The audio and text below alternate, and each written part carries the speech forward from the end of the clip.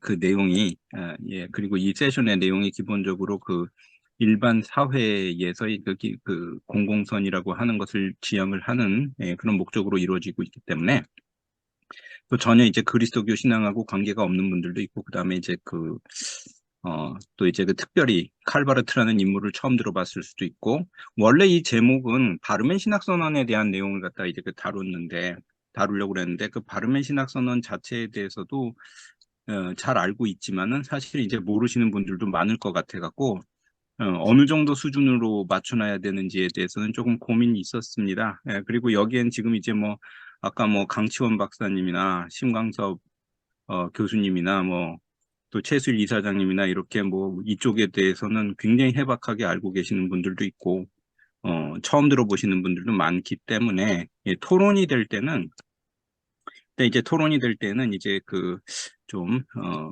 굉장히 열린 가운데에서 활발하게 이야기를 하면서 좀 정리가 되면 좋을 것 같고, 그래서 이제 처음에 이제 바르멘 신학선언과 그 이후라고 하는 것에 대해서, 그 다음에 바르멘 신학선언과 그 이후, 그 다음에 이제 한국 사회라고 하는 측면으로 이렇게 그 초점을 갖다 맞췄을 때에는, 제가 한동안 이제 계속 이제 그 논문 작업이나 아니면은 그 저술 작업으로 집중을 했었던 부분 중에 하나가 1934년에 바르멘 신학선언이라는 게 있습니다. 그것이 이제 그 나치가 1933년에 집권을 했을 때에 1934년에 이제 더 이상 국가교회 체제나 아니면은 파시즘에 동조하는 교회가 아니라 그리스도를 주로 고백하는 사람들의 모임으로, 그래서 이제 그 고백교회라는 것을 탄생시키는데 굉장히 중요한 역할을 하는 그러한 사건을 이제 가졌었던 것이 1934년 바르멘 신학선언인데, 그 바르멘 신학선언이 그 사실은 한 사람의 작품은 아니고 개혁교회와 루터교회, 그다음에 그 연합교회라는 게 있습니다. 우니어테 키르시에라고 해갖고, 사실은 이제 슐라이어마허 전통에서 독일 국가교회에서 국가가 중심이 돼가지고, 이제 교파의 특색을 갖다 넘어선 국민교회를 갖다 이제 세워놓은 걸 갖다 유니온교회라고 그러는데, 그 교회 대표자들이 모여가지고, 신학 선언을 작성을 한 것이죠. 근데 잘 알려져 있지만, 그 중에 개혁교회의 대표자로 나갔던 게 칼바르트고, 바르트가 다른 사람들이 잠을 자고 있던, 점심 드시고 이제 그 잠을 자는 시간에 혼자 이걸 갖다가 다 썼다고 본인의 그 자서전에서도 얘기를 하면서, 이 중요한 시기에 루터교는 잠자고 있었고 개혁교회는 깨어 있었다라는 굉장히 유명한 얘기를 하죠. 그러면서 이제 이것이 이제 그 반나치 투쟁을 갖다 일으키고, 그 다음에 이제 고백교회 운동을 일으키는 굉장히 중요한 이제 도화선이 되었습니다. 제가 원래 이제 그 관심을 가지고 봤었던 것은 그 이후의 일들이었거든요. 그러니까 1934년에 바르멘 신학선언이 나오고, 1937년에 기포드 강연을 통해서 스코틀랜드에서 칼바르트가 영국의 그 스코틀랜드 신앙 고백 전통에 대해서 설명을 하면서 예배에 대해 이야기하는 가운데에 인간에게는 하나님의 행동으로서의 예배와 인간의 행동으로서의 예배뿐만 아니라 정치적 예배라고 그러는 제3 번째 형태의 예배가 있다. 정의와 그리고 하나님의 질서가 세상에서 올바르게 이루어지는 곳에서는 예배가 드려지는 것과 같은 이제 우리가 행동을 하게 된다 하는 유명한 정치적 선언을 내놓은 것이 있고, 그리고 이제 47년에 그리스도교 공동체와 시민 공동체라고 하는 중요한 이제 그 문서를 남기게 되죠. 저는 그 이후에 동독 사회 내에서, 그리고 그 동독 독재 사회 내에서 이제 그리스도교 시민 공동체나 아니면 그리스도교 신앙이 어떤 역할을 수행했는가, 그 부분에 대해서 사실은 좀 한동안 공부를 했었습니다.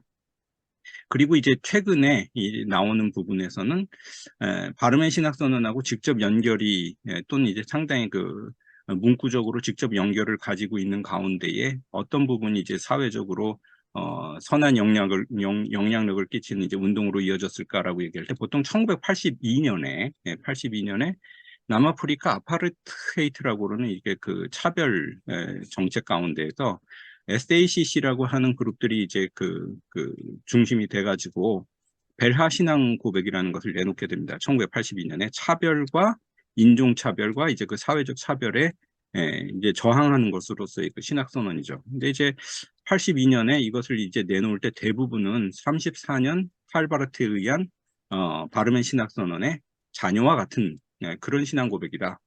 저는 하나 이제 그 나중에 이제 그 놓고 보면은 1988년에 우리나라에서 그 연동교회 선언이라고 그러는 통일선언이 이제 선포되는데 내용적으로는 저는 상당히 또 유사성이 있다고 생각이 들어서 34년 바르멘의 그 신학선언이 반나치 그다음에 반파시즘뿐만 아니라 기독교 신앙 전반에 걸쳐서 자신의 어떤 정체성을 갖다 쇄신하는 중요한 역할을 했었던 것이 아닌가라는 하는 그런 이제 그 생각을 가지고 사회 속에서 종교가 또 그리스도 신앙이라고 하는 것이 단순히 개인의 사적인 신앙이 아니고 개인의 사적인 종교 행위가 아니라 사회의 불의에 대해서 책임을 지고 그다음에 사회의 문제에 대해서 어떤 이제 도전을 제기할 수 있는가라는 것을 이제 보면서 이런 영향사를 갖다 이제 공부하는 것을 중요한 이쪽으로 삼았습니다.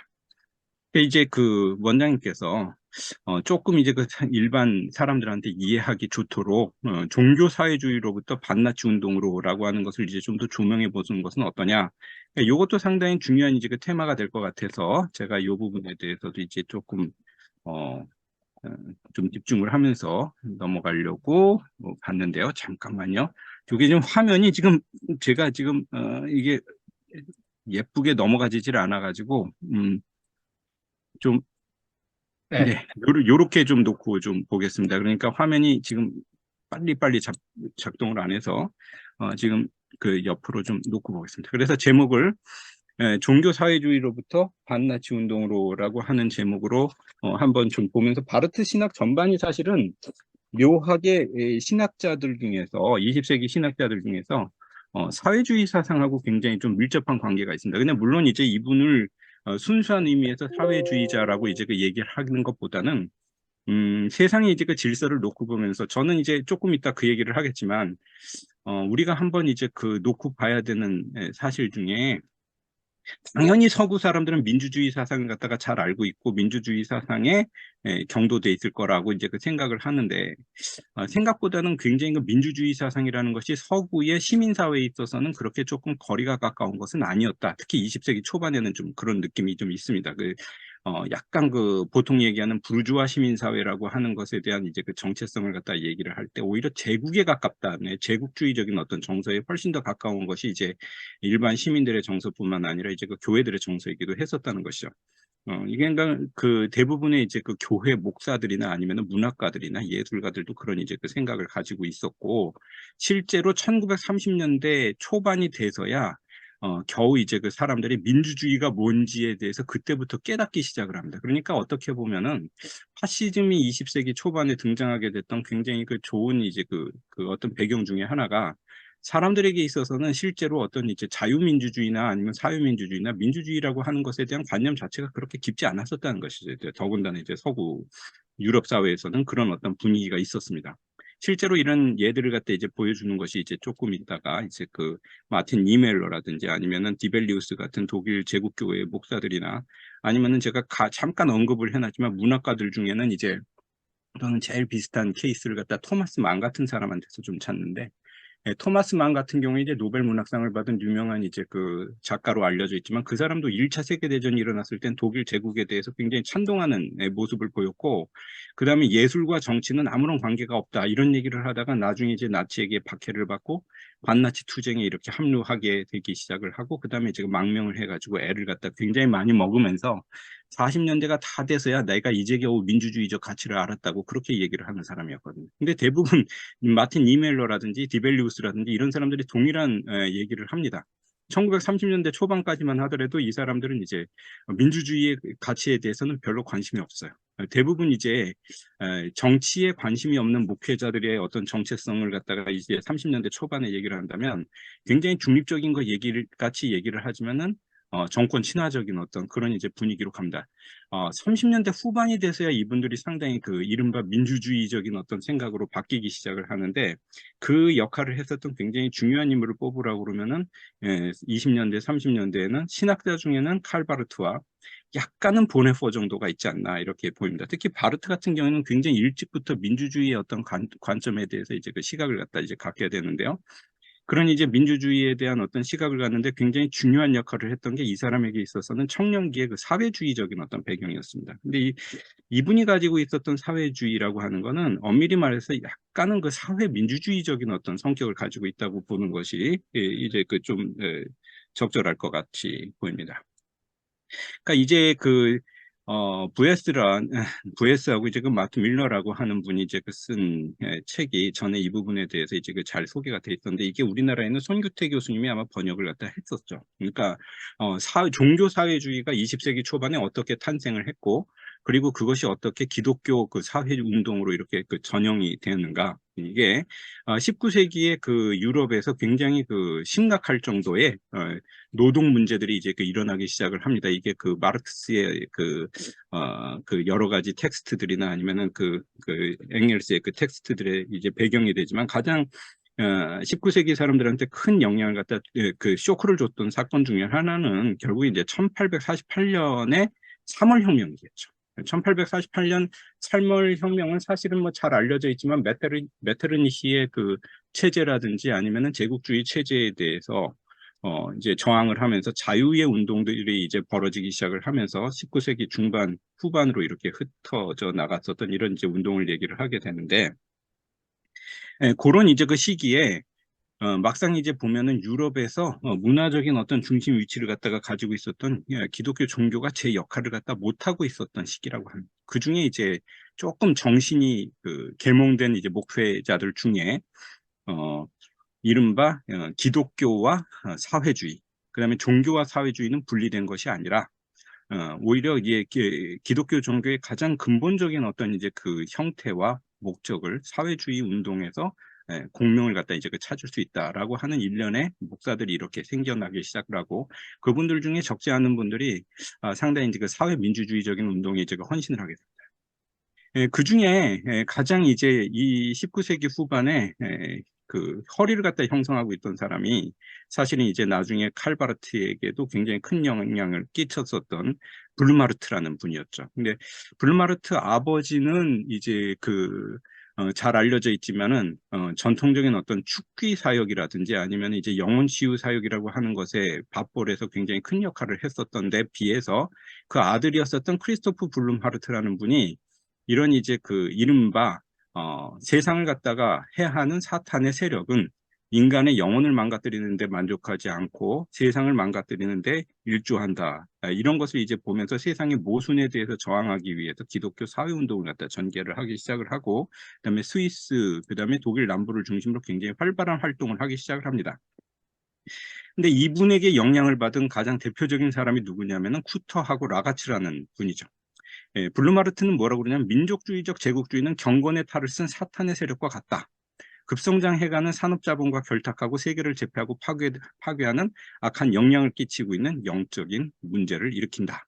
이분이 이제 이른바 종교사회주의 운동이라는 것을 갖다 일으키는 굉장히 중요한 인물이 됩니다. 특히 독일보다도 스위스에서 종교사회주의 운동이 굉장히 활발하게 이제 그 전개가 되는데, 그 중요한 이유 중에 하나는 그 당시에 개신교적인 배경을 가지고 카톨릭을 억압하고, 그 다음에 이제 사회민주주의를 갖다가 억압하는데 가장 앞장섰던 비스마르크가 독일에서 3인당 내지는 이제 그 사회주의 계열을 갖다 다 축출을 해버렸기 때문이죠. 그 독일에서 축출된 이분들이 이제 대체로 스위스로 이제 넘어가게 됩니다. 그래서 스위스 종교 사회주의가 굉장히 활발하게 일어나기 시작하면서 19세기, 20세기 초반에 직조공들의 그 투쟁이나 벽돌공들의 투쟁을 통해서 굉장히 활발한 이제 저항 운동이 일어나게 되고, 거기에 이제 그 앞에 그 가장 천병에 섰던 사람이 쿠터라든지 아니면 이제 라가치 같은 사람들이 되죠. 이분들과 더불어서 마틴 라데 같은 사람이 여기에서 이제 같이 활동을 하게 되는데, 이 마틴 라데의 비서로 이 저널들을 갖다 이렇게 편집을 하고 이 운동에 참여를 했었던 것이 청년 바르트였습니다. 그래서 이 바르트 같은 경우에는 결국 여기에서 이제 그 이른바 사회 모순에 대한 어떤 문제를 갖다 이제 보면서 저항 운동의 어떤 이제 중심에 이제 서게 되죠. 이게 이제 1차 세계대전 이전에 1911년에서 14년 요때 스위스 그리고 이제 독일 일부에서 일어났었던 이제 사회 민주주의 내지는 이제 종교 사회주의 운동에 참여를 했었던 청년 바르트의 어떤 운동이었습니다. 이때 이제 이제 바르트가 자편빌에서 굉장히 유명한 얘기를 하죠. 1800년 동안 교회는 사회적 고난을 보면서도 항상 하늘만 가리켜 왔다. 이제 교회는 실질적으로 저분들을 위해서 행동을 해야 될 때다. 이런 얘기를 하기 시작을 합니다.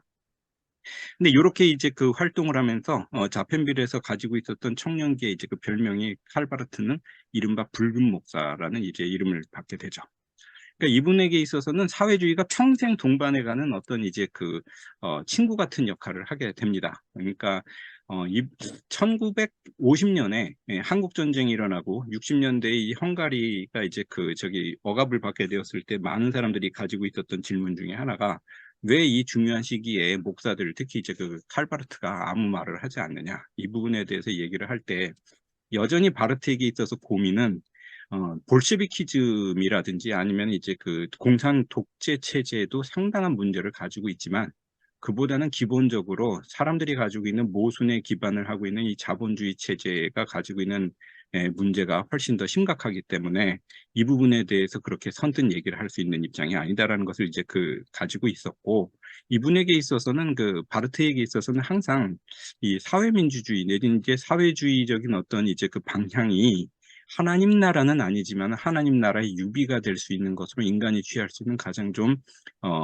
적절한 길이라고 생각한다라고 하는 그런 입장을 갖다가 좀 가지고 평생을 갖고 갔던 분이라고 봅니다. 재밌는 게 이분하고 동시대에 살면서 30년대에 논쟁도 했었던 에밀 브루너 같은 경우에는 이제 같은 스위스 출신의 개혁교회 목사였지만 브루너 같은 경우에는 굉장히 좀 반공주의적인 성격이 강했었고 그래서 서구로부터 상당히 좀 환영을 받았던 데 비해서 바르트는 신학적 영향은 굉장히 컸지만 여전히 그분이 가지고 있는 어떤 이런 이제 그 사회 비판적이고 어떤 사회민주주의적인 어떤 성격 때문에 상당히 약간은 이제 좀 경계심을 가지고 바라보기도 했었던 그런 이제 그 모습을 항상 갖고 있었던 것을 우리 이제 보게 됩니다.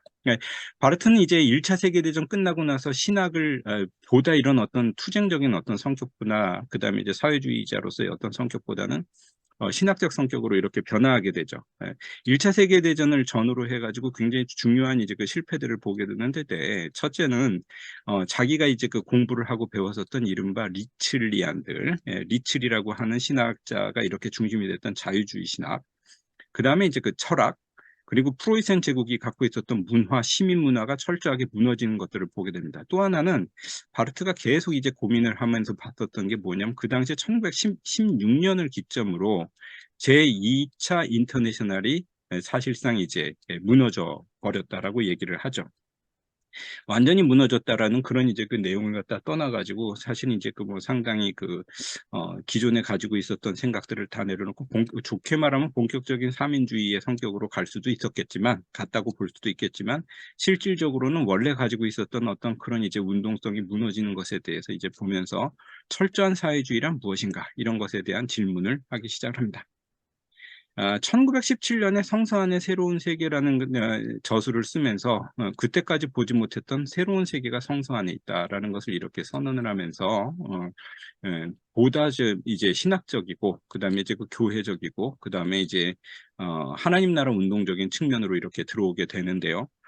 그럼에도 불구하고 이것이 사변적인 하나님 나라론이나 아니면 신학적인 논의에서 멈추는 것이 아니라 세계 안으로 밀고 들어오는 하나님 나라의 도립, 이것이 세상을 이렇게 흔들 수 있는 이런 초월적인 능력을 힘을 가지고 있다라는 것을 이제 보면서 세상 비판, 세계 비판적인 어떤 시각을 여전히 이 안에서도 이제 그 발견할 수 있게 된다고 봅니다. 1919년에 사회 속의 그리스도인이라고 하는 굉장히 유명한 탐바흐 강연이라는 것을 하게 되는데, 이 강연은 바르트의 신학을 이해하는 데 있어서 굉장히 중요한 전환점이 된다고 얘기를 하고 있죠. 그런데 여기에서도 하나님의 실천과 인간의 실천은 사회라는 연관점 속에서 이해를 할 수 있고, 중심으로서의 그리스도를 얘기하면서도 사회적 지평을 굉장히 중요한 내용으로 이제 다루고 나가게 됩니다.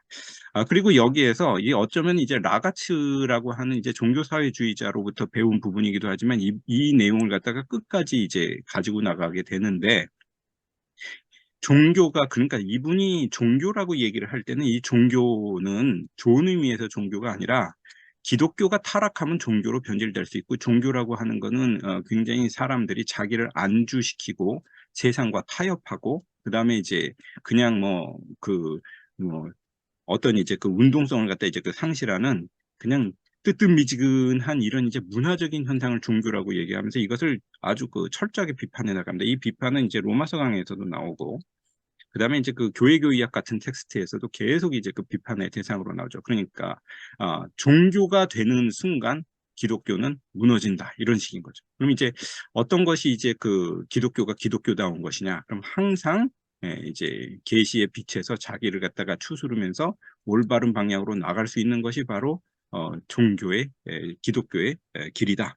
이제 종교의 지향으로서의 계시라고 하는 의미에서 종교는 항상 이제 비판적인 이제 내용으로 다뤄지게 됩니다. 그리고 이분은 여기에서 이제 여전히 20년대까지도 그리고 30년대 이후에도 사회주의는 하나님 나라의 유비로서의 이 세상에서 우리가 가지고 있는 어떤 길로 볼 수 있을 것이고, 변혁과 운동, 갱신이 사회가 취할 방향이라면 사회주의 운동에서 그 길을 찾을 수 있을 것이다. 청년 바르트가 그렇게 생각했지만 마지막 순간까지도 이렇게 이제 이 생각을 계속 견제해 나갔다라고 이렇게 보게 됩니다. 그리고 이것이 이제 그 처음에는 굉장히 투쟁적인 어떤 이제 청년적인 어떤 그런 이제 운동으로 나오다가 로마서 강의 2판을 쓴 22년 이후로는 개혁 정치라는 것을 전면에 내세우는 가운데 교의학적 작업을 하면서도 우리에게로 들어오는, 돌입해 들어오는, 그리고 우리에게 임재하는 하나님 나라의 지평으로서 우리가 어떻게 살아가야 될 것이냐, 이런 부분에 대해서 끊임없이 이제 그 강조하는 윤리적인 어떤 패턴을 형성하게 됩니다. 그런 이제 가운데서 1933년에 나치가 집권을 하게 되고, 나치 집권을 하게 되었을 때 다른 이제 제국의 목사들은 이제 약간 좀 멍 때리고 이것을 이제 보게 되는 가운데 있을 때, 민주주의적인 가치를 지향하고 있던 바르트에게 있어서는 이것이 처음부터 심각한 이제 그 문제로 보이기 시작을 했던 거예요. 그래서 이제 이 파시즘의 행보에 대해서 상당히 처음부터 이제 저항적인 어떤 생각을 가지게 됩니다. 한 가지 아까 전에 이제 말씀드렸지만 이미 그 당시 1920년대에는 어용 조직으로서의 이제 그 그리스도 교회가 이미 이게 독일 내에 형성이 돼 있었고, 이분들을 이렇게 좀 주목을 해볼 만한데, 제가 아까 전에 말씀드렸던 마틴 니멜러라는 분하고 이제 오토 디벨리우스죠. 이분들에 대한 논문을 하나 이제 써놓은 게 있는데, 니멜러는 나중에 철전 평화운동으로 이렇게 전향했던 분입니다. 1980년대인가 돌아가셨죠. 이분이 2차 세계대전 때 나치에 의해서 그 수감이 돼가지고 강제 노동 수용소에서 7년을 지내고 나오게 됩니다. 이게 바르트하고 같이 바르멘 신학선언을 만들고 고백교회 지도자였는데, 그런데 1차 세계대전에는 잠수함 장교로 참전을 했고, 나중에 이제 초기만 하더라도 굉장히 그 나치 찬동적인 목소리를 냈고, 그 다음에 많은 신학자들과 더불어서 유대인 박해 정책에 앞섰던 이제 교회 지도자이기도 했습니다. 오른쪽에 이제 디벨리우스 같은 경우에 굉장히 중산층적인 이제 그 분위기를 가지고 있던 인물이었고, 그리고 나중에는 이분은 이제 감옥에 들어가진 않지만 고백교회 지도자 역할을 했을 뿐만 아니라 이른바 2차 세계대전이 끝나고 나선 기독교 민주당이라는 걸 갖다가 콘라드 아데나워 대통령하고 같이 창당시킨 굉장히 중요한 정치 지도자의 역할도 하게 되죠. 동구권에서는 항상 나토 목사라고 하는 이름으로 비판적으로 이제 봤었던 분입니다. 자, 이제 보는 거는 니멜러나 디벨리우스는 심지어 히틀러가 이제 취임할 때 취임 설교를 했던 목사였거든요. 이 두 분이 다 처음에는 멍한 이제 그 눈으로 이제 제국의 어떤 질서를 대체하는 것으로서의 이제 그 파시즘 정권이 들어서는 것에 대해서 상당히 이제 찬동을 하게 되죠. 근데 이게 조금 지나다 보니까 이게 아닌가 보다라는 것을 이제 생각을 하고 투쟁 전선에 이제 들어서기 시작을 했을 때는 이미 늦어서 나중에는 이제 니멜러는 거의 죽음의 직전까지 이제 갔다 오게 됩니다. 니멜러가 했었던 굉장히 그 유명한 시가 나중에 이제 우리에게 좀 알려져 있었죠. 그 부분에 대해서는 이제 아마 뒤에 부분에서 좀 써놨을 것입니다. 자, 그래서 이제 1934년에 바르멘 신학선언이 이제 나오게 되고, 바르멘 신학선언은 결국에는 이제 그 가장 중요한 내용을 신학선언이고 상당히 정치적 선언인데도 이 정치적 투쟁어로 쓰여져 있는 것이 아니라, 바르트가 가지고 있었던 굉장히 중요한 생각 중에 하나가 47년 이제 그 그리스도교 공동체와 시민 공동체에서도 나오는 얘기지만, 교회는 진리 선포에 목적을 두고 있고 국가는 그것을 잘 할 수 있도록 뒤에서 서포트를 해주는 것이지 거기에서 오지랖 그것을 이제 넘어가서는 안 된다 이런 얘기를 하면서 교회가 만약에 제대로 된 진리를 선포하게 된다면 그것 자체가 이미 사회와 국가 정권에 대해서는 도전이 된다라는 얘기를 갖다 그 이후에도 굉장히 자주 했는데 이게 바르멘 신학선언 자체가 어떤 이제 정치적 선언으로서의 성격을 가지고 있는 것보다 계시 신학적으로 우리가 선포해야 되는 것이 한 분이신 예수 그리스도가 정확하다면 그것 자체가 이 정권에 대해서는 이제 도전이 된다라는 것을 담아내고 있는 것이 바르멘 신학선언의 내용입니다. 전체로 보면은 이제 길지 않은 불과 이제 6개의 항목에서 이제 이 모든 것들을 갖다가 이제 다 설명을 하고 있는데 이 6개의 항목이 나중에 이제 제가 아까 말씀드렸던 것처럼 동독 정권 내에서나 아니면은 그 이후에 계속 이제 20세기 후반까지 많은 이제 신학적인 선언을 내놓는데 어떤 시금석 역할을 합니다. 한 5분 정도만 더 하겠습니다. 이 바르멘 신학 선언이 그런 이제 중요한 이제 신학 선언으로서의 선을 갖다가 그었기 때문에 그 영향을 갖다가 그 이후에 굉장히 다양하게 찾아볼 수 있는데 일단은 바르멘의 영향들 가운데 고백교회 운동이 실질적으로 시작이 되게 됩니다. 자, 이제 이 부분에 대해서 제가 살펴보면서 제가 관심 있게 보려고 했었던 부분 중에 하나가 공부 주제로 놓고 아직까지 많이 못했는데 제가 기독교 민주당하고 이제 사회민주당이라고 그러는 그 정당들이 어떤 배경을 가지고 사회에서 이제 펼쳐져 나가는지 그거를 이제 좀 연구를 해보고 싶어가지고 계속 이제 좀 살펴보고 있는데 요건 요 다음번 테마일 것 같고 희한하게 내년도에 계획하고 계시는데 예니신 교수의 강연 내용이 그 부분을 다루고 있는 것 같아가지고 한번 좀 주의 깊게 보고 싶은 부분이 있습니다. 두 번째, 그냥 동독내에서의 그리스도교, 이게 독재치 하에서의 교회라고 하는 논문집으로 또 나와 있고 여러 가지 텍스트들이 나와 있는데 여기에서 이제 중요한 역할을 했었던 1차적인 역할이 역시 바르멘이 주고 있는 어떤 신학적인 내용이라고 하는 것을 20세기 후반에서는 계속 이제 보고 있는 것이죠. 동독내 교회를 통해서 공표된 일련의 선언문이나 동서냉전 하에서 신학적 방향을 제시했던 40년대의 슈투트가르트 선언이나 다름슈타트 선언에서도 바르멘 신학 선언은 중요한 이제 길잡이 역할을 하고 있다라고 우리가 보게 됩니다. 그리고 남아프리카 벨하 신앙 고백에 대해서는 아까 전에 제가 잠깐 말씀을 드렸습니다. 저는 우리나라의 88 선언이라고 하는 선언도 혹시 이 영향 가운데 있지 않을까 그렇게 이제 좀 보게 되고요. 어쨌든 이제 슈투트가르트 죄책 선언이나 아니면 이제 아까 말씀드렸던 다름슈타트 선언이나 이 선언들이 대부분 2차 세계대전이 끝나고 칼바르트가 중심이 돼가지고 이것도 다시 이제 작성을 하게 되는데 여기에서도 중요한 내용은 우리가 이 국가와 사회 안에서 정치 중립성을 갖다 지향을 한다라고 했었던 교회가 오히려 어떻게 잘못된 제도와 질서에 무책임하게 참여를 할 수 있었을까라는 것에 대한 어떤 이제 비판적인 성찰을 갖다 이제 다루고 있고, 그리고 이제 다름슈타트 선언은 조금 바르트 성격이 조금 더 강하게 나오는 걸로, 이제 동서가 갈라졌을 때에 이 동구권이 가지고 있었던 어떤 이런 이제 신학적인 내용들에 대해서, 그 다음에 이제 특히, 마르크스주의가 가지고 있었던 어떤 그런 이제 생각, 신학적인 어떤 방향에 대해서 단순하게 이제 선을 긋지 않고, 그들로부터도 이제 대답을 요구할 수 있는 부분을 우리가 있었음에도 불구하고 그것을 왜 놓치고 있었을까라고 하는 부분에 대해서 화해론적인 측면에서 이제 선언을 하고 있는 그런 이제 내용들을 담아내고 있습니다. 아까 말씀드렸던 1982년에 아파르트헤이트 상황하에 제시됐었던 SACC의 벨하 신앙 고백에서는 이 내용 자체가 굉장히 바르멘 신학 선언하고 닮은 내용들을 가지고 있는데 여기에서는 잘못된 이제 차별 그리고 이제 잘못된 이제 분열 그것뿐만이 아니라 심지어 요거는 잘못된 신학적인 방향 때문에 우리가 사회에서 가지고 있었던 분열과 그리고 이제 잘못 왜곡된 방향에 대해서도 우리는 이제 뉘우치고 이 가난하고 또 힘없고 그리고 이제 분열된 사회를 아파하면서 이 하나님의 질서로 나가야 한다라는 선언을 담고 있고 실제로 이 선언이 나온 이것이 이제 기폭제가 돼가지고 남아프리카 공화국에서 이제 아파르테이트를 갖다가 이제 극복하는데 굉장히 큰 역할을 했기 때문에 사회적으로도 굉장히 중요한 역할을 갖고 있었던 그런 모습을 가지고 있다고 얘기합니다. 그리고 이제 벨하는 직접적으로 바르멘의 이제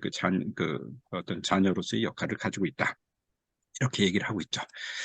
기타 동독내의 7개 조항선언, 이제 88선언은 아까 얘기했지만, 20세기 중반, 그리고 후반에 교회들이 항상 어딘가로 방향을 갖다가 상실하고 있거나 아니면 스스로 잘못된 길을 가고 있다고 할 때에 바르멘의 신학선언은 어쨌든 교회가 원래 이제 그 가야 되는 길, 그리고 종교가 가야 되는 길은 어, 본질을 잃어서는 안 되는 길이라고 하는 것을 깨우치면서 길들을 제시해 줬었던 그런 긍정적인 역할을 가지고 있었다라고 보입니다.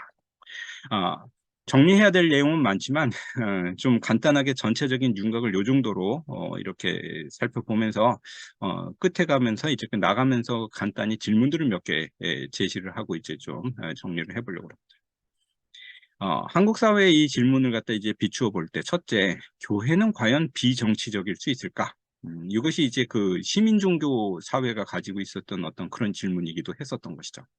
교회는 특정 정파의 지지 세력이 될 수 있을까라고 할 때에 우리가 이제 이 부분에 대해서는 굉장히 조심스러운 얘기이긴 한데, 이게 바르트가 그 종종 20세기 초에 그 말을 이제 많이 했었죠. 그러니까 오히려 비정치적이라고 하는 것조차도 정치적인 얘기다라고 얘기를 하고, 교회는 그 스스로가 정치에서 벗어나서 우리가 스스로 생각을 한다는 것은 가능하지 않다라는 얘기를 37년의 강연에서도 그렇고 종종 많은 얘기를 합니다. 그렇다고 교회가 오지랖 뭐 저기 그 정당 활동을 운동을 갖다 이제 그 벌여가지고 정치 세계 한가운데 들어가는 것이 목적이냐? 그럼 그렇게 해서 되는 게 아니라, 아까도 말씀드렸던 것처럼 교회는 진리 선포에 자기의 목적을 두고 있고, 교회가 교회 할 일만 정확히 하면 그것 자체가 세상에 대해서는 충분한 도전이 되고 위협이 되는데, 교회가 오히려 타락하면은 더 이상한 일을 이제 할 수 있기 때문에 교회는 자기 역할을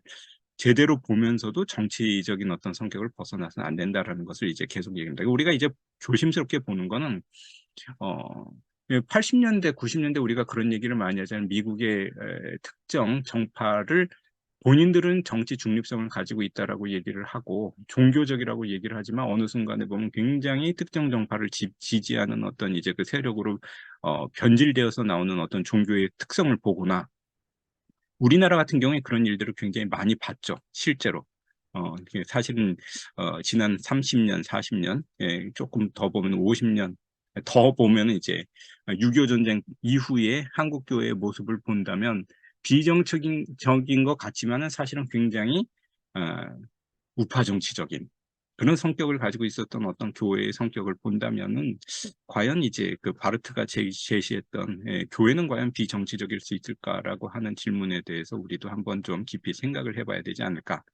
많은 경우 한국 교회에 대해서 그런 얘기를 하는데, 개혁파를 표방한 두 왕국론의 입장은 아니냐. 거룩한 나라, 세속의 나라 따로 있고 신앙을 사사화시키는 그런 부분이 이제 이른바 공공성에 대한 비판을 담아냈었던 얘기. 두 번째, 교회의 정치적 행로, 정치적 예배라는 단어, 정치적 예배는 바르트가 쓴 단어지만 최근 한 5년 내지 10년 이내에 한국 사회에서 특히 이제 특정 종교 또는 특정 정파가 정치 또는 이제 시민 사회의 일각에서 다른 어떤 모습으로 나와가지고 어떤 그 운동을 벌였던 모습들을 우리가 계속 보고 있습니다. 이게 사실은 한국 기독교로서는 굉장히 좀 수치스러운 일이고, 그것이 이제 스스로를 갉아먹은 일이 돼버리는데, 거기에서 뭐 수익을 셀 수 없이 정치적 예배나 보네퍼의 이름 같은 경우가 잘못 사용되는 것들을 굉장히 좀 많이 봤습니다. 이게 도대체 왜 걸러지지 않고 이런 것들이 나오는 것일까? 우리가 이런 부분도 한번 좀 생각해 볼 수 있을 것 같고요.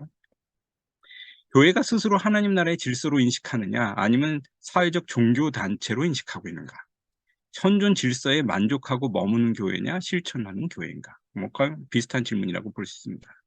벨하 신앙 고백의 내용을 이제 좀 살펴보면, 타자와 다른 이들에 대해서 열려 있는 교회냐, 아니면은 스스로가 만족하는 이제 여가 생활을 즐기는 배타적 시민 종교로서의 성격을 갖고 있는가?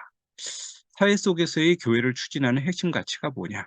이거는 이제 제가 좀 다른 각도로, 그러니까 뭐 바르트도 그렇고 사실은 바르멘도 그렇고 사실은 20세기 후반에 많은 이제 신학자들이 뭐 몰트만 같은 경우에도 그랬고 뭐 쥘레 같은 경우에도 그랬고 뭐 그 매츠 같은 경우에도 그랬고, 이 정치 신학이나 아니면 이제 참여 신학을 했던 분들이 교회나 신학이 가지고 있는 핵심 가치가 뭔지 끊임없이 질문했습니다. 이게 유산자를 위한, 아니면 이제 기존 질서를 위한, 아니면 이제 바르트는 계속 이제 종교사회주의에서 만몬을 위한 이런 이제 그 제도냐, 아니면은 진정 가난한 자, 또 이제 그 소외받은 자, 약자를 위해서 서는 그런 이제 그 계시 공동체로서의 교회냐, 이런 부분에 대해서 질문할 때 여전히 교회가 100년 전에 가지고 있었던 이런 이제 고민들을 갖다 반복하고 있는 모습들을 이제 보면서 한국 교회가 이런 부분에 대해서도 좀 심각하게 생각해야 될 때가 되지 않나.